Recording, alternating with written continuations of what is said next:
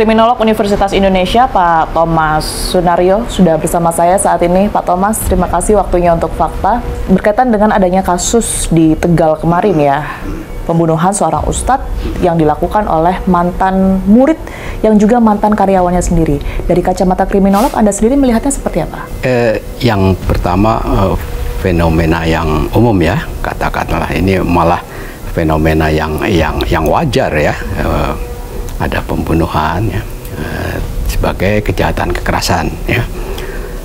Biasanya kejahatan dengan kekerasan ya, penganiayaan, pembunuhan ya, perkosaan itu seringkali ya, dari penelitian malah 60-70% itu antara pelaku dan korban itu sudah saling kenal, ada interaksi sosial ya, dan umumnya juga berbagai macam faktor yang menyebabkan ya, bisa karena sakit hati ya, karena orang yang sakit hati itu kalau sudah saling kenal ya, kalau kita belum sama orang lain itu nggak sakit hati ya.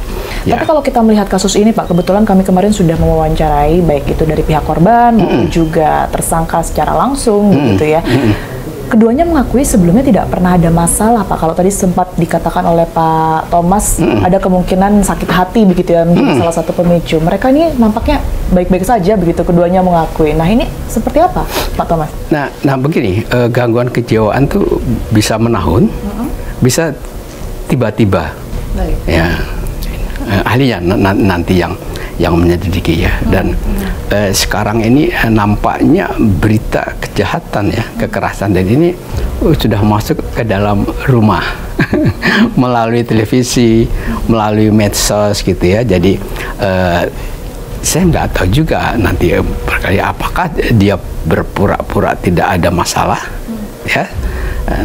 Nah apakah dia juga kerjasama dengan berbagai pihak ya, bisa dari keluarga, bisa dari orang lain, untuk mengaburkan dari jeratan hukum ini ya. Nah kalau secara umum tentunya dia melanggar hukum ya, malah merencanakan kalau di berita ya, di polisi itu.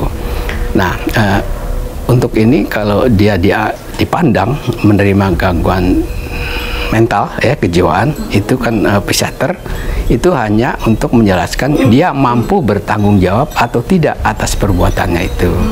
Nah ini terkait dengan masalah dia dibebaskan ya atau dikurangi, tapi ini keyakinan hakim nanti di pengadilan. Jadi psikiater itu hanya memberikan masukan gitu.